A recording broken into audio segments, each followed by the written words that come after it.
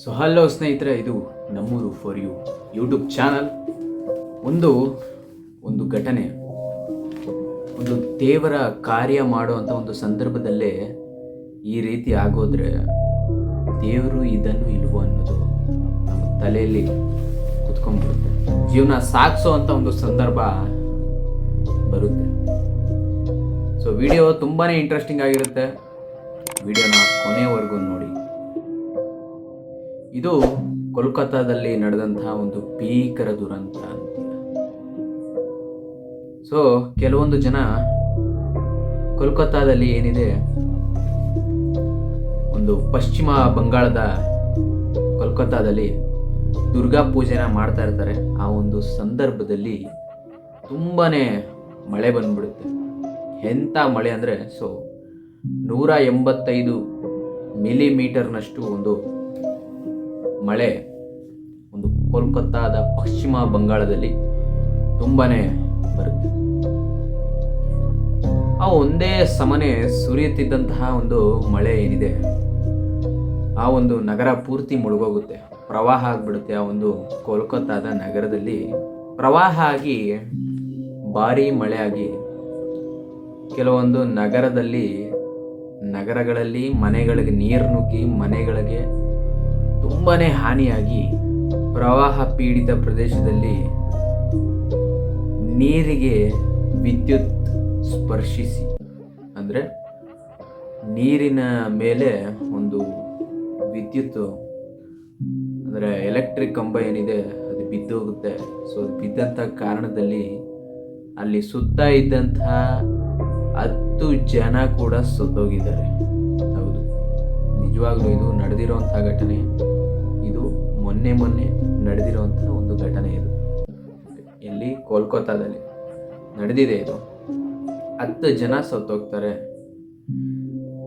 ನಂತರ ಕೋಲ್ಕತ್ತಾದ ವಿಮಾನ ನಿಲ್ದಾಣ ಏನಿದೆ ಅದು ಕೂಡ ಸಂಪೂರ್ಣವಾಗಿ ಜಲಾವೃತವಾಗುತ್ತೆ, ನೀರು ತುಂಬಿಕೊಳ್ಳುತ್ತೆ. ಇದರಿಂದ 30 ಫ್ಲೈಟ್ಗಳನ್ನ ಕ್ಯಾನ್ಸಲ್ ಮಾಡ್ತಾರೆ, 30 ಫ್ಲೈಟ್ಗಳನ್ನ ರದ್ದು ಮಾಡ್ತಾರೆ.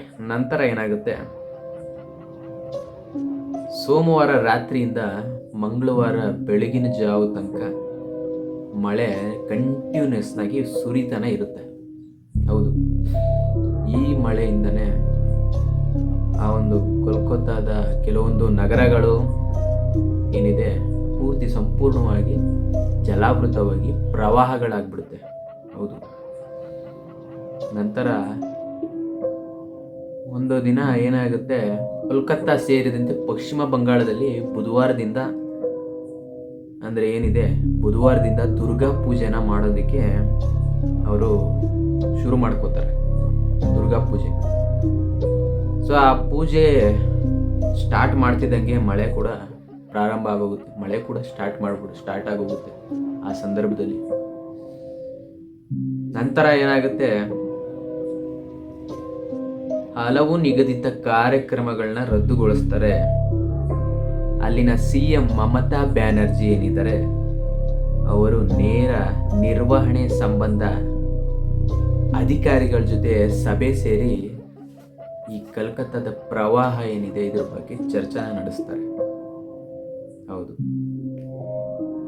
ಈ ಪ್ರವಾಹದಿಂದ ಮೆಟ್ರೋ ನಿಲ್ದಾಣ ಕೂಡ ನೀರಿನಿಂದ ತುಂಬೋಗುತ್ತೆ.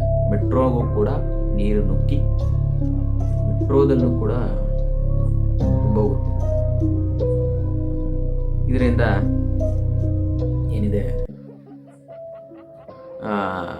ಮೆಟ್ರೋ ಕೂಡ ಸ್ಟಾಪ್ ಮಾಡಿಬಿಡ್ತಾರೆ. ಜನರು ಯಾವ ರೀತಿಯಾಗಿ ದೇವ್ರನ್ನ ನಂಬೋದು ಅಥವಾ ಬಿಡೋದು ಅಂತ ಗೊತ್ತಾಗಲ್ಲ. ಸೊ ಕೋಲ್ಕತ್ತಾದಲ್ಲಿ ಆ ಒಂದು ದುರ್ಗಾ ಪೂಜೆ ಮಾಡುವಂಥ ಸಂದರ್ಭದಲ್ಲಿ ಪ್ರವಾಹ ಆಗಿ 10 ಜನ ಸಾಯ್ತಾರೆ ಅಂದರೆ ಕಷ್ಟ ಇದು ನಂಬೋದಕ್ಕೆ, ದೇವರು ಇದ್ದಾನೆ ಅಥವಾ ಇಲ್ಲ ಅನ್ನೋದು. ಏನಂತ ಅಂದರೆ, ಮಳೆಯಿಂದಾಗಿ ಮಂಗಳವಾರ ನಡೆಯಬೇಕಿದ್ದ ಅಲ್ಲಿನ ಪರೀಕ್ಷೆಗಳು, ಕಾಲೇಜ್ಗಳು ಏನಿದೆ ಒಂದು 10 ದಿನ ರಜನ ಕೊಟ್ಬಿಟ್ಟಿದ್ದಾರೆ. ಹೌದು, ಈಗ ಅಟ್ ಪ್ರೆಸೆಂಟ್ ಏನಿದೆ ರಜನ ಕೊಟ್ಟಿದ್ದಾರೆ ಆಲ್ರೆಡಿ. ಈ ತಗ್ಗು ಪ್ರದೇಶ ಏನಿದೆ ಡೌನ್ ಆಗಿರುವಂತಹ ಒಂದು ಪ್ರದೇಶಗಳಲ್ಲಿ ಆಟೋಮೆಟಿಕ್ಕಾಗಿ ಎಲ್ಲ ಕಡೆ ನೀರು ತುಂಬಿಕೊಂಡು ಮನೆಗಳಿಗೆಲ್ಲ ನೀರು ನುಗ್ಗಿ ಜನರ ಜೀವನ ಅಸ್ತವ್ಯಸ್ತ ಆಗಿದೆ. ಸೊ ಯಾಕೆಂದರೆ ಇದು ಅಂಥ ವಿಡಿಯೋ ಅಲ್ಲ, ಮಾಡೋವಂಥ ವಿಡಿಯೋ ಅಲ್ಲ ಅಂತ ಅಂದ್ಕೊಂಡಿದ್ದೆ, ಬಟ್ ಮಾಡಬೇಕು ಅನಿಸ್ತು. ಯಾಕೆ ಅಂದರೆ ದುರ್ಗಾ ಪೂಜೆ ಮಾಡು ಅಂದರೆ ನಮ್ಮ ಹಿಂದೂ ದೇವರುಗಳನ್ನ, ದುರ್ಗಾ ಪೂಜೆಗಳನ್ನ ಮಾಡುವಂಥ ಒಂದು ದೇವರ ಕಾರ್ಯ ನಡೆಯುವಾಗಲೇ ಈ ಥರ ಅನಾಹುತಗಳಾಗ್ಬಿಟ್ರೆ ತುಂಬಾ ಬೇಜಾರಾಗುತ್ತೆ. ಹೌದು, ಏಕೆಂದರೆ ಅವರನ್ನೇ ನಂಬ್ಕೊಂಡಿರೋ ಕೆಲವೊಂದು ಕುಟುಂಬಗಳು, ಇನ್ನು ಕೆಲವೊಂದು ಅವ್ರಿಗೆ ಏನೇನೋ ಕನಸುಗಳು ಇಟ್ಕೊಂಡಿರ್ತಾರೆ. ಅಂಥ ಟೈಮಲ್ಲಿ ಈ ರೀತಿ ಆಗಿಬಿಟ್ರೆ ಕಷ್ಟನೇ ಅದು. ಹೌದು, ಏನೇ ಮಾಡುವಾಗಲೂ ಸ್ವಲ್ಪ ಹುಷಾರಾಗಿಟ್ಕೊಂಡು ಮಾಡಬೇಕು. ಸೊ ಇದಾಗಿತ್ತು ಇವತ್ತಿನ ಈ ಒಂದು ವಿಡಿಯೋ. ಸೊ ವಿಡಿಯೋ ಇಷ್ಟ ಆಗಿದರೆ ಲೈಕ್ ಮಾಡಿ, ಶೇರ್ ಮಾಡಿ, ಸಬ್ಸ್ಕ್ರೈಬ್ ಮಾಡಿ. ಮತ್ತು ಈ ಒಂದು ಘಟನೆ ಬಗ್ಗೆ ತುಂಬ ಜನರಿಗೆ ಗೊತ್ತಿಲ್ಲ. ಸೊ ಈ ಒಂದು ವಿಡಿಯೋನ ನೀವು ಶೇರ್ ಮಾಡೋದ್ರಿಂದ ಅವರಿಗೂ ಸಹ ಒಂದು ಘಟನೆಗಳನ್ನ ತಿಳ್ಕೊಂಡು ಏನಿದೆ ಮುಂದಿನ ಒಂದು ದಿನಗಳಲ್ಲಿ ಅವರು ಮುಂಜಾಗ್ರತೆ ಕ್ರಮಗಳನ್ನ ವಹಿಸ್ಕೊತಾರೆ. ಸೊ ಅದಕ್ಕೋಸ್ಕರ ಈ ವಿಡಿಯೋನ ಆದಷ್ಟು ಶೇರ್ ಮಾಡಿ. So thank you so much. ಇದು ನಮ್ಮೂರು for you YouTube channel. Thank you for watching.